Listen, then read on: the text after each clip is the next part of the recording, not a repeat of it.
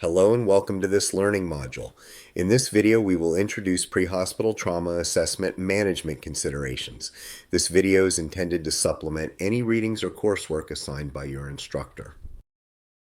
Upon successful completion of this learning module, students will be better able to explain the relationship of the mechanism of injury to potential energy, kinetic energy, and work, differentiate blunt trauma from penetrating trauma, and list the components of the trauma patient assessment.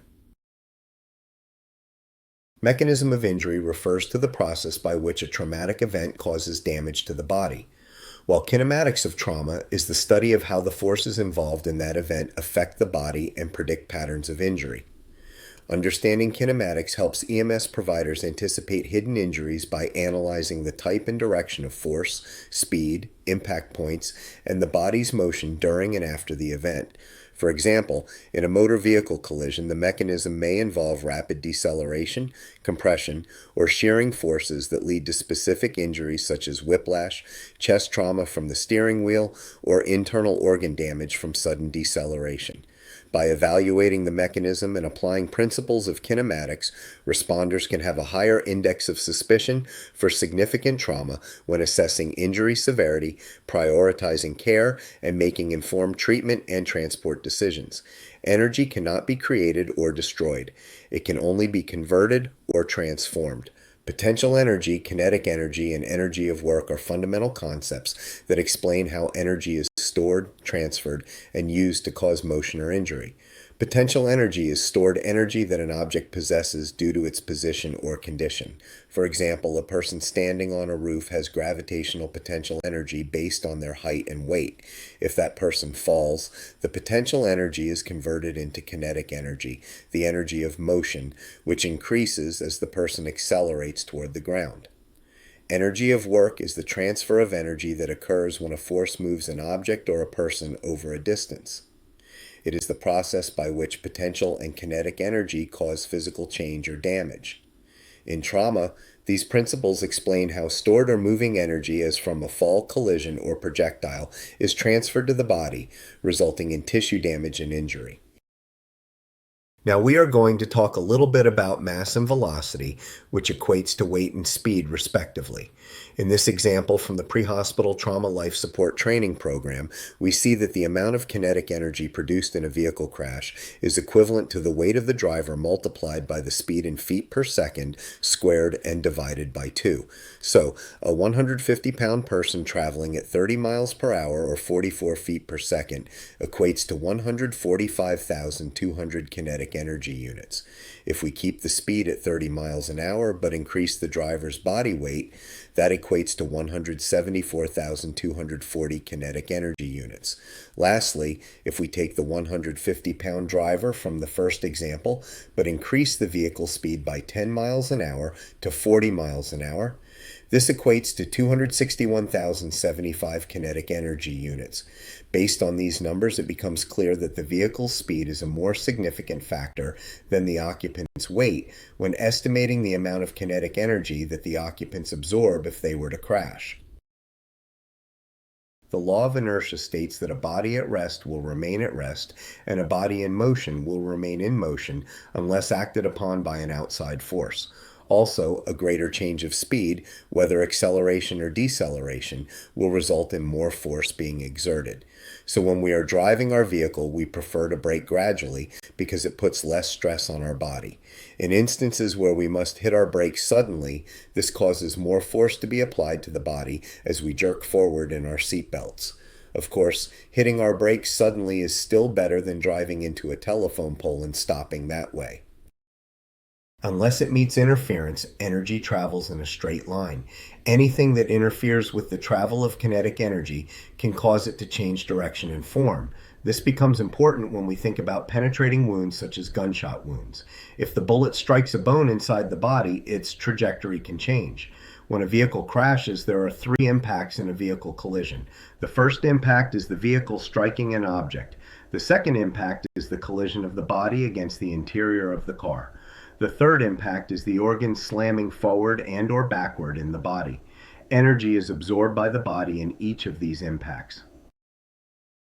Blunt trauma occurs when a forceful impact or collision injures the body without breaking the skin. It often results from incidents such as motor vehicle crashes, falls, or assaults. The energy from the impact can cause internal injuries like organ damage, bleeding, or fractures, even when there are few visible external signs. Penetrating trauma occurs when an object pierces the skin and enters the body, creating an open wound and potentially damaging internal organs and tissues along its path. The severity of injury depends on the velocity, shape, and mass of the penetrating object. Low velocity injuries, such as those caused by knives or other sharp objects, typically produce localized damage limited to the path of the object. Medium velocity injuries, like those from handguns, create more extensive tissue damage due to the transfer of greater kinetic energy. High velocity injuries, such as those from rifles or military weapons, cause massive internal destruction as the energy produces a temporary cavity and shockwave effect that severely disrupts surrounding tissues. The image here shows an entry and exit gunshot wound to the leg of a 3-year-old child. If you look closely, you can see the blackened powder burn around the entrance wound. So now, let's take a moment to review the components of our trauma patient assessment process. Trauma assessment uses the same general steps as medical assessment, including scene size up, primary assessment, history taking, secondary assessment, and reassessment. The scene size up is when we should consider safety concerns as we approach our scene. During this phase of our assessment, we must ensure we are wearing appropriate personal protective equipment, determine the number of injured victims, and consider requesting additional resources. While considering the mechanism of injury, we should determine the need for manual spinal stabilization. The purpose of the primary assessment is to find and manage any life threats. As we approach our patient and observe their overall appearance, we should form our general impression and attempt to determine whether they seem stable or unstable. Next, we must determine whether the patient is alert, responsive to verbal stimulus, responsive to painful stimulus, or unresponsive. At this point, we can also determine the patient's Glasgow Coma score by evaluating their best eye-opening, verbal, and motor response. Next, we begin our XABC assessment. Remember that we should intervene immediately if we find any life-threatening conditions. The X step reminds us to look for and control any exsanguinating bleeding. During the airway step, we need to make sure that the patient's airway is open, clear, and patent. We also want to ensure that the airway will remain open and clear without intervention. If not, we need to intervene to secure their airway. If we believe the patient may have sustained a spinal injury, we should use a jaw thrust technique to open the airway while maintaining inline spinal stabilization. Next, we need to evaluate whether the patient is breathing adequately. Remember to look for adequate chest rise and fall, listen for adequate air exchange, and feel for adequate movement of air in and out of the patient. We should assess breathing rate, rhythm, and quality. We must also consider supplemental oxygen or assisting ventilations with a bag mask device. When assessing the patient for adequate circulation, we want to check their pulse rate, rhythm, and quality, as well as their skin color, temperature, and condition. If we are evaluating a patient who sustained a significant mechanism of injury or is unresponsive, we should perform a rapid head-to-toe exam to identify and manage any additional life threats.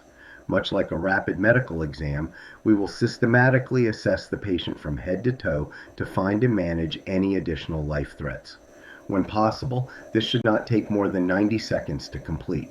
This step is particularly important in an unstable trauma patient because we may be so busy maintaining their ABCs that we might not have the ability to perform a more detailed secondary assessment. The last step in the primary assessment is to determine whether the patient is stable and can remain on scene or is unstable and needs to be moved immediately. Additionally, we must determine the best destination for our patient and the most appropriate means of transport. If possible, we want to obtain a sample history from the patient or from friends or family who are at the scene if the patient is unable to provide this. Once the patient is in the back of the ambulance and you are transporting to the trauma center, an OPQR-ST assessment can be completed if the patient is conscious and able to communicate. Our secondary assessment is performed in the back of the ambulance during patient transport. This includes baseline vital signs, which are especially important because they will help us gauge whether our patient is improving, staying the same, or deteriorating during transport. Along with our primary assessment and rapid trauma exam, the baseline vital signs can help us determine what stage of shock our patient is in. We do not want to take time on scene to evaluate a full set of baseline vitals, so these should be obtained while moving toward definitive care.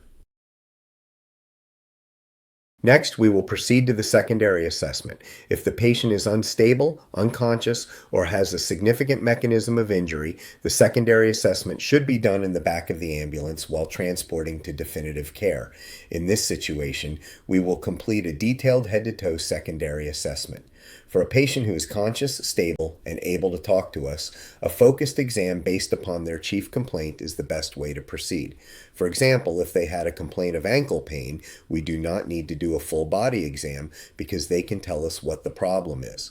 When performing a secondary assessment, we want to inspect the victim for injuries or abnormalities, palpate different areas of the body for tenderness or pain, and auscultate or listen to lung sounds.